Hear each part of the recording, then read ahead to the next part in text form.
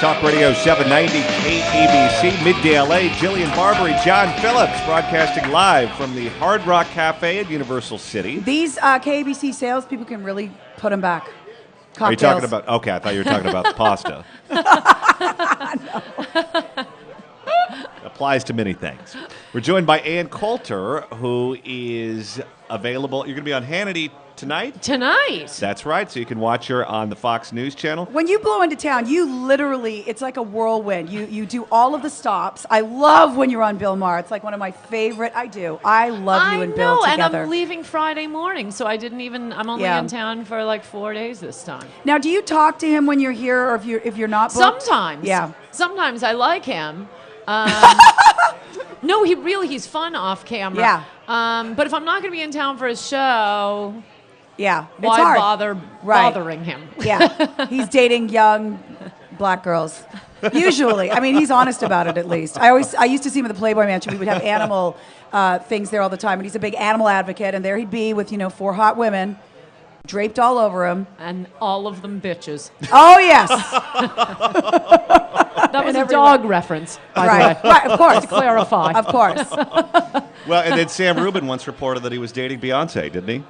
He did? Well, to Sam Rubin, they all look alike. I was going to say Bill wishes, but yeah. Yeah. So, Ann, one of the shows on cable news that you do quite frequently, or at least most frequently on CNN, is Piers Morgan.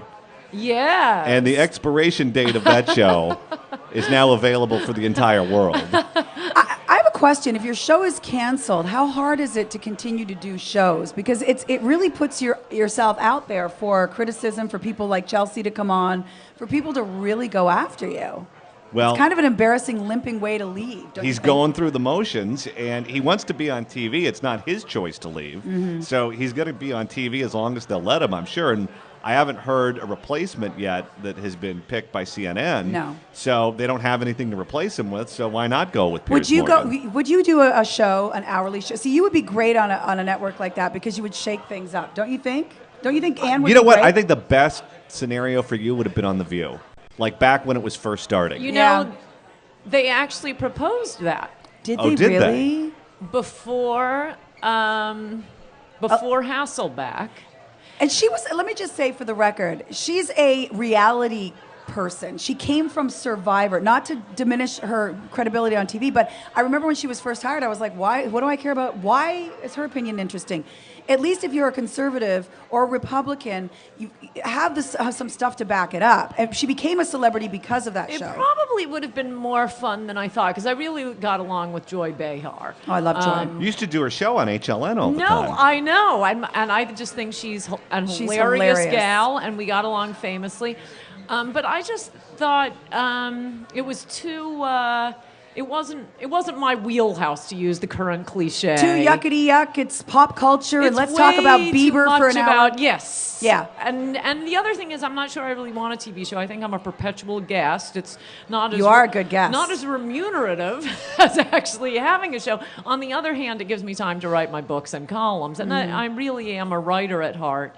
If I were a host, I would be a host like Sean Hannity. We always refer to him as a frustrated guest. You notice how his questions are like 20 minutes long and they contain the answer? And then, do you agree? That's funny. A long preamble. Right. All right. So you and Piers Morgan have gone at it in the past. And were you banned from his show at one point? No. He said that because Twitter? I actually feel kind of guilty about that. During a book tour, normally I just book my own appearances. Everybody in TV knows my email address.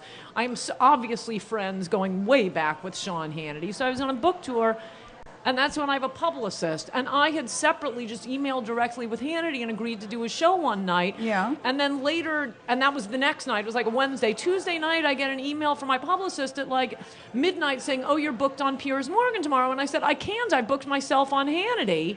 And I'm looking up, I was in a room with all these TVs on, and I'm looking up and I see all night Piers Morgan is advertising Ann Coulter tomorrow night. So what do you do? I have to go with the guy who's been your friend. Yeah, my true and loyal friend forever. I launch all my books on Hannity's show. So Piers got upset.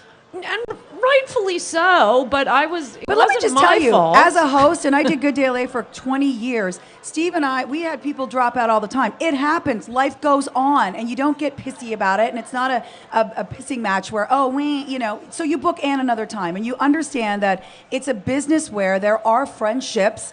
And believe it or not, there is some loyalty in this crazy. Right, which is so rare in It our is profession. rare. And I think that was part of the problem, that he took things so seriously, that people come along like a Howard Stern. Are those sound effects, or are those actually happening in the kitchen? I think Piers Morgan just dropped his lunch. Either that or we have a microphone in the kitchen here at the Hard Rock. But, you have we have one in the bathroom, too. You don't want to hear that to sound. realize that this stuff does happen, and you have to be flexible enough to say, whatever, let's move on. Well, we kissed and made up a year later, and then I did start doing it regularly. Incidentally, Piers Morgan is an example of the fact, as recently described in the Phyllis Schlafly report, immigrants are always more liberal than Native Americans. It has nothing to do with race. It has nothing to do with ethnicity. I would agree. He's a white British male, and he does not understand the Second Amendment. He does not understand the First Amendment. Because they come from countries that are more liberal than ours, and look at what immigrants from New York to Vermont have done.